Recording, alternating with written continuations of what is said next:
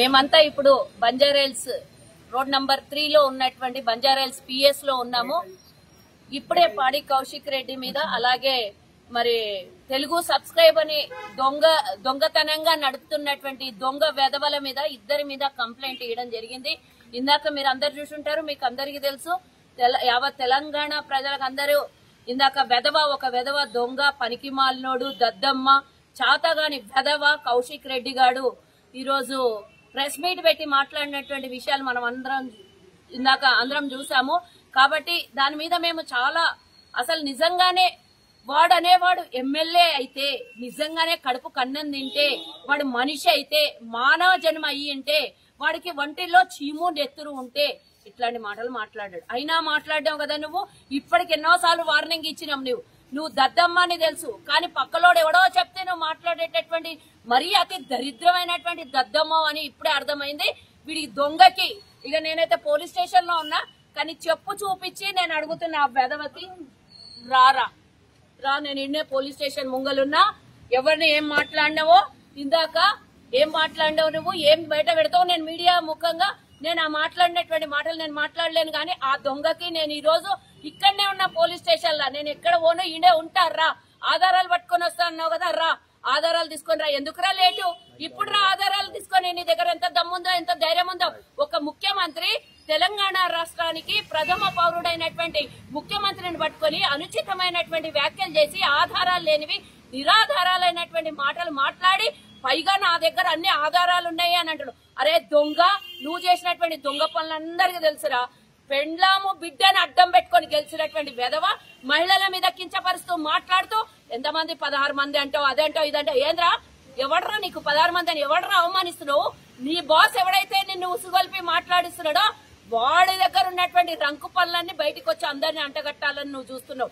మహిళల మీద కించపరిచే ముందు నువ్వు నిజంగానే మనిషివైతే, నిజంగా శాసనసభ సభ్యుడివైతే, నిజంగానే ఒక నియోజకవర్గం ప్రజలు నిన్ను గెలిపించింటే ఆడంగి నేను ఆ మాట కూడా అన్నాను. ఎందుకంటే నేను కూడా మహిళగా ఒక రాజకీయ నాయకురాల్లాగా ఉన్నాను. కానీ అంతకన్నా దరిద్రమైనటువంటి వెధవ నీ దగ్గర ఆధారాలు ఉంటే ఇన్ని రోజులు ఏం బిక్తున్నావురా నువ్వు?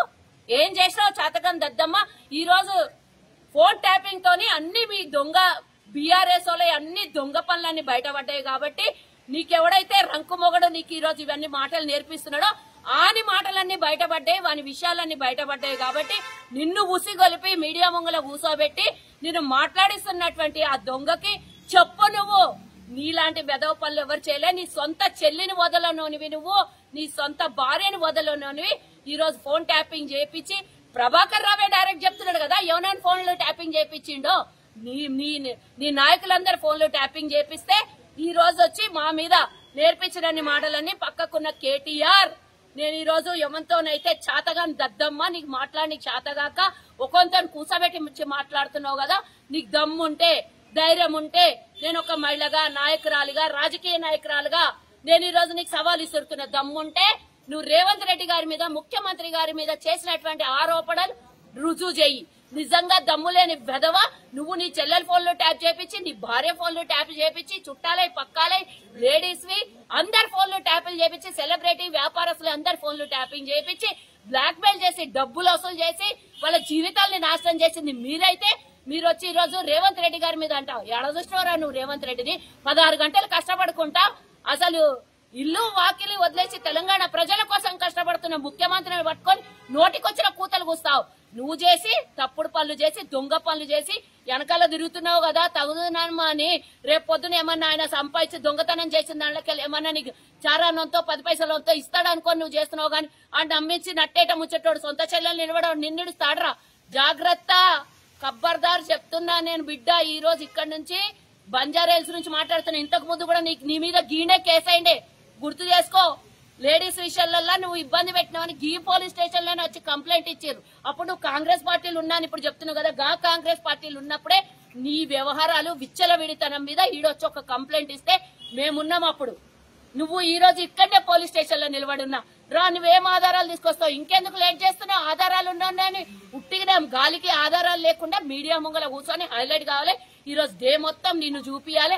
ఎందుకంటే ఢిల్లీ నడిబొడ్డున 42% రిజర్వేషన్ కోసం ఓబీసీలంతా ఏకమై దేశం మొత్తం అందరు వచ్చి ఆడ మాట్లాడుతున్నారు. అది మాట్లాడింది కనబడొద్దు రాష్ట్ర ప్రజలకి.